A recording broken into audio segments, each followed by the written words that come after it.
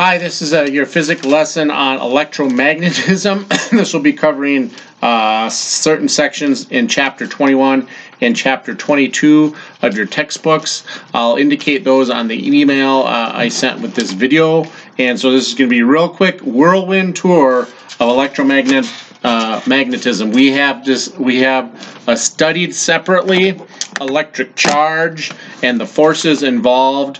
With that, we have studied separately magnets and magnetic fields and the forces involved with that. And I've said time and again, they're joined at the hip. Okay, so real quick as far as review, from 21.7 in our textbook, Hans Christian Ørsted in 1820 discovered, quite by accident by the way, that a wire carrying a current attracted or repelled a nearby magnet. So he thought, gee, moving charges must produce a magnetic field.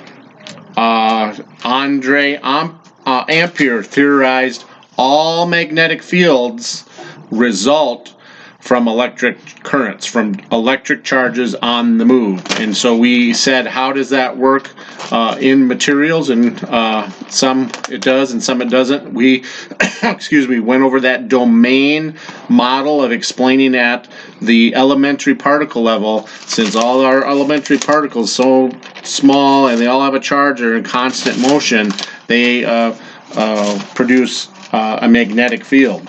Okay.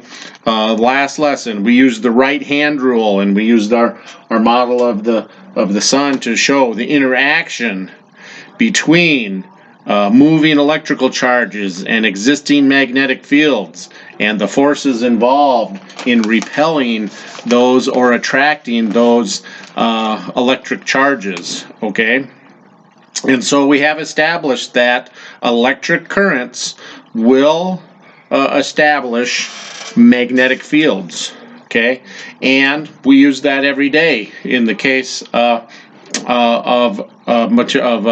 devices called solenoids. Okay, a solenoid being a series of coils of wire used to produce or induce a magnetic field in a material that might not normally be magnetic by itself.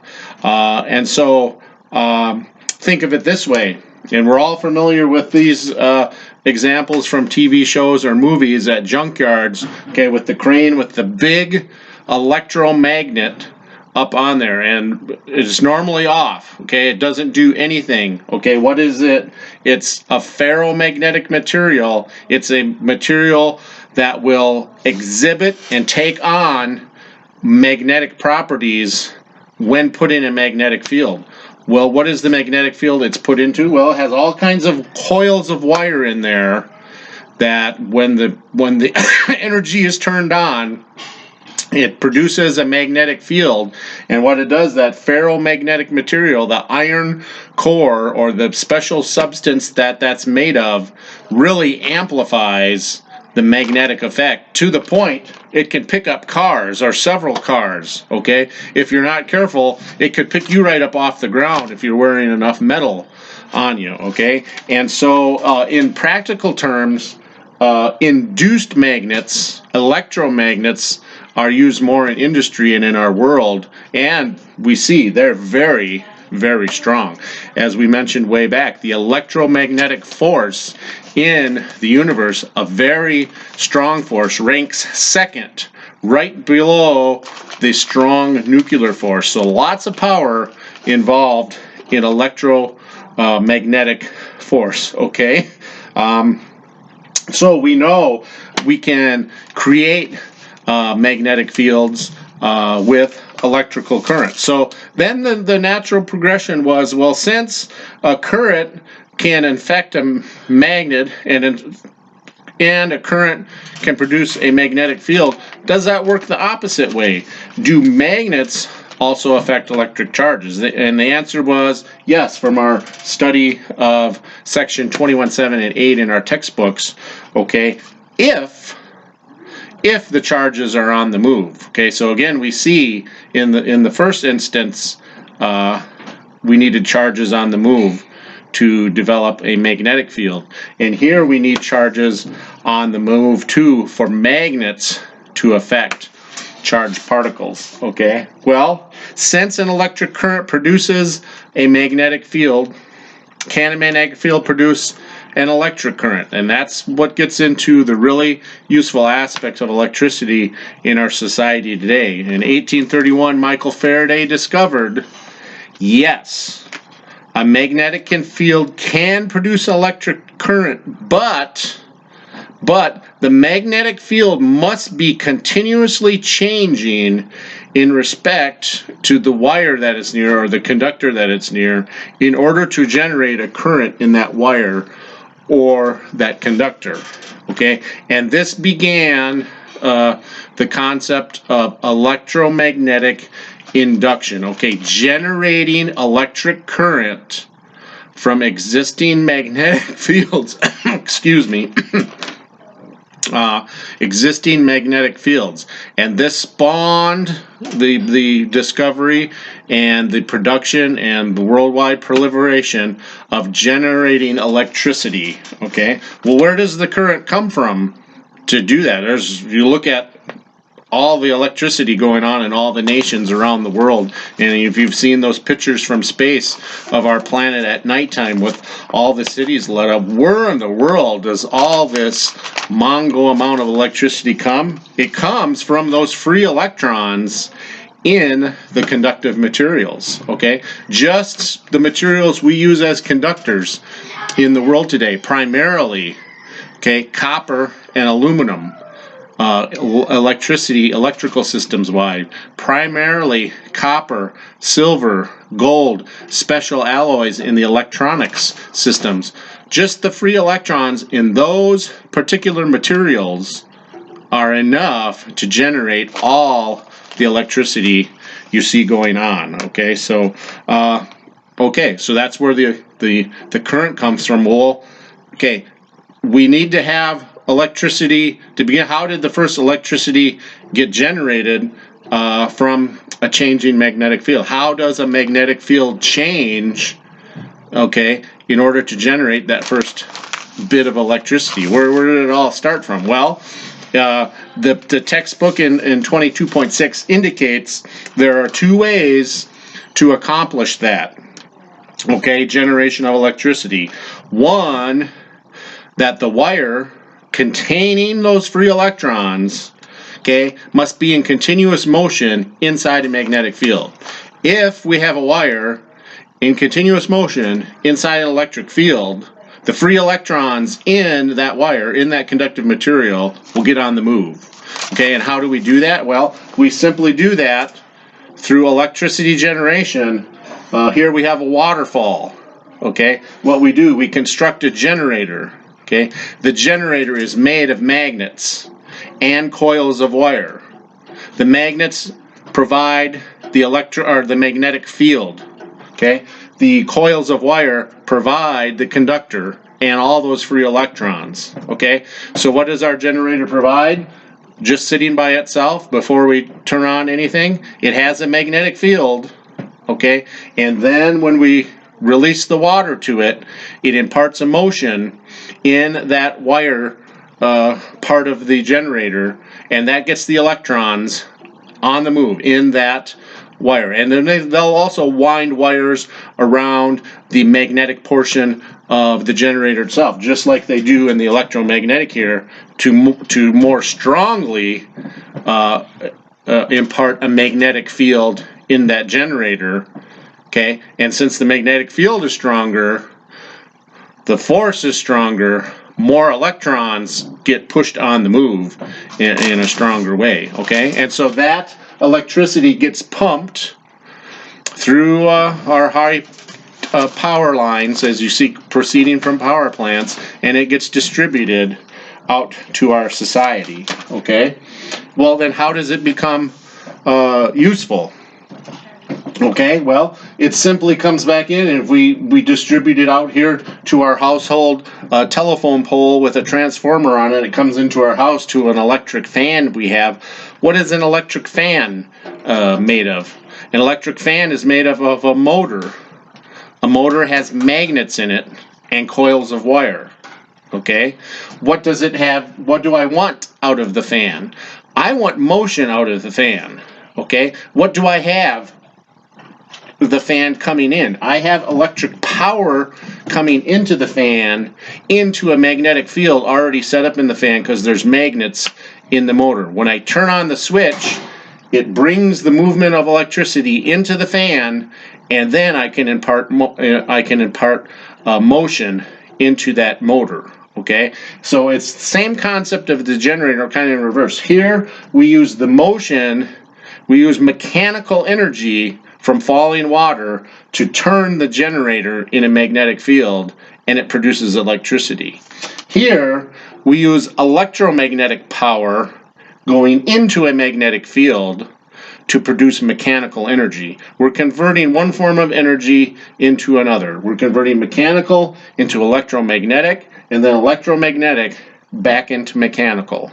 Okay, and that's really the concept of modern electricity. Okay, we are taking a mechanical form of energy, converting it into electromagnetic, distributing it through our society, and then we are using that electromagnetic energy and converting it with all different types of devices: motors, capacitors, resistors, transformers, inductors, diodes, resistors, all a multitude of things. So we can convert it into mechanical energy, or we can use those electronic components. Okay, this gives us the modern industrial age of electricity use, or we can convert it into electronic use. Okay, with our digital devices, we can transform that flow of electricity, of electrons, in any variety of minute ways to do the task we want, whether it's turning a fan or whether it's operating a computer. Okay, and so that's the first part, the first advantage in our society of the advent of electromagnetism, and specifically the concept of electromagnetic induction, where we can induce an electric current in a magnetic field simply by moving a wire inside that magnetic field continuously. Okay. The second aspect of it, and this will be part of your reading assignment today, in sections 22:18 and 22:19. Okay, this concept of electromagnetism requires a moving charge. Okay, a moving charge establishes an electric field. Okay, if the charge is moving at a different rate, the field is changing. A changing electric field induces a magnetic field. Okay, we go with magnetic induction. It requires a changing magnetic field. Okay, a changing magnetic field to induce an electric field. Okay, so what we have this concept of electric fields are being produced in one way, and it induces a magnetic field. Or we have magnetic fields being produced, and it induces electric fields. Well, if electric field is produced, a magnetic field is produced. Magnetic field is produced, electric field is produced. These things kind of combine together, and your textbook sections explain that. And so what we have is we have all of this electrical energy and magnetic energy, and remember, if we split them apart, we showed electrical charge has the ability to do work. It has the ability to move an object, an electrical charge. We showed magnetism has the ability, okay, with our example here of charged particles coming from the sun, has the ability to do work, to move particles. Okay, this electrical and magnetic energy has the ability to do work. Okay, in this case, what is the work that is being done? What is the movement that's being done? Primarily, it's moving electrons around. Okay, it is doing, we are manipulating the electron flow in the matter we want to get to what we want. At the end, maybe it's converting it into mechanical energy. Maybe it's converting it into heat to heat our homes. Maybe it's converting it into light, okay, to turn on the lights here in my basement. Okay, we can have a multitude of work that we have those electrons do. Okay, now we can understand that where it has some place to go, that energy has some place to go, and it has some work to do, whether powering a fan or powering our computer, heating our home, turning on the lights. We can understand that. But what if it doesn't? James Maxwell theorized, okay, if there is no circuit to dissipate that energy, that electrical and magnetic energy that are combined, if there's no circuit to dissipate them, the electromagnetic energy can reinforce itself, okay, because electric field produces a magnetic field, which produces an electric field, which produces a magnetic field, la-di-da-di-da, back and forth, builds and builds and builds. It can build on itself to the point that an electromagnetic wave will be produced, which will radiate outward from the source of electromagnetic energy. Okay, and so I'm going to back up and show our last piece of the puzzle here. So if we have our electrical power that we're channeling to do all kinds of work, and we want to convert it in to mechanical work or light or heat, okay, if it gets pumped into a radio or a TV station, and instead they manipulate that energy to send it out into this antenna, and that's all the place it can go, that energy will just not build and build and build on that antenna. It will build to a point until such point the electromagnetic energy will radiate, will form an electromagnetic wave and radiate out from the point of the source of that electromagnetic energy. Okay, and this is the second aspect of what electromagnetism brings to our society today. Okay, this is the concept of our broadcast and wireless capabilities. Okay, all these waves, these electromagnetic waves going through the air. Okay, they don't have a conductive path. Okay, because of that, they radiate.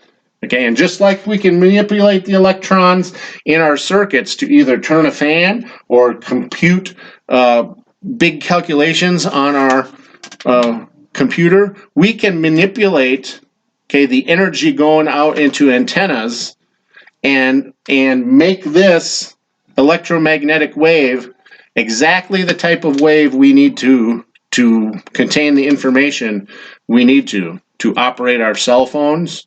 Okay, to turn on our TV and pick the right station, okay, to do radio communications over long distance, and the list goes on. Just think about, garage door openers, remote control units, anything that has wireless capability is through electromagnetic waves. Okay, so that is the other form, that's the other half of the amazing discovery of electromagnetism, is this concept of electromagnetic waves. Okay, the key to keep in mind in that is that the electrical charges must be continuously accelerating, okay, in order to broadcast out like this. And that's primarily due to the fact that in an AC power systems, alternating current power systems, okay, the wave, the electricity forms a sine wave,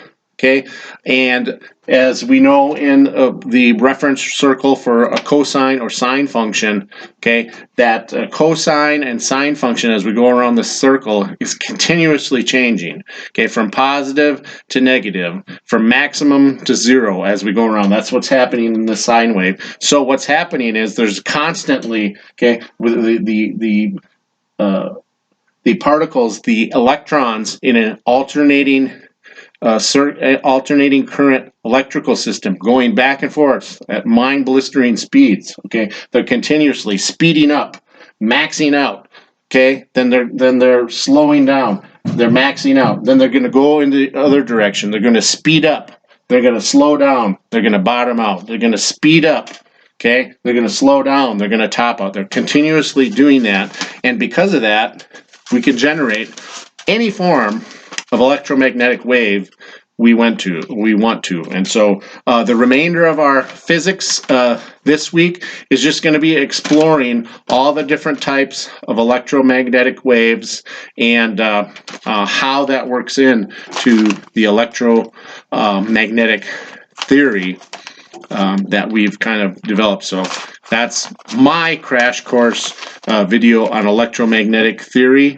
We're not going to be doing any more math problems this week. We're just going to kind of explore this avenue of electromagnetic waves.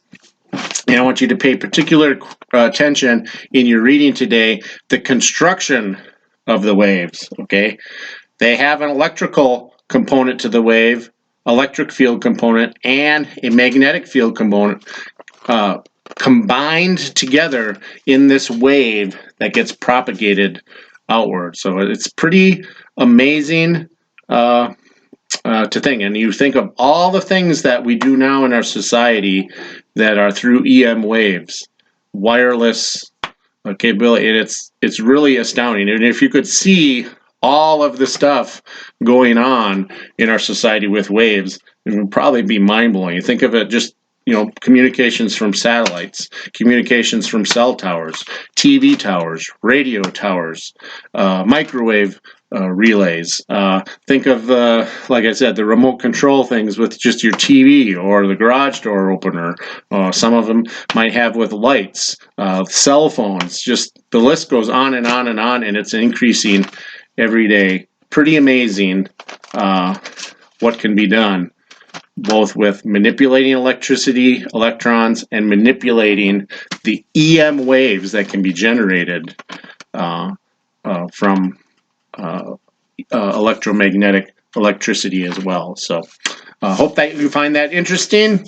The lessons from here on out will be much shorter and not as involved. And I think your only ones tonight will be definitions to do associated with this video and your reading assignments. So long for now.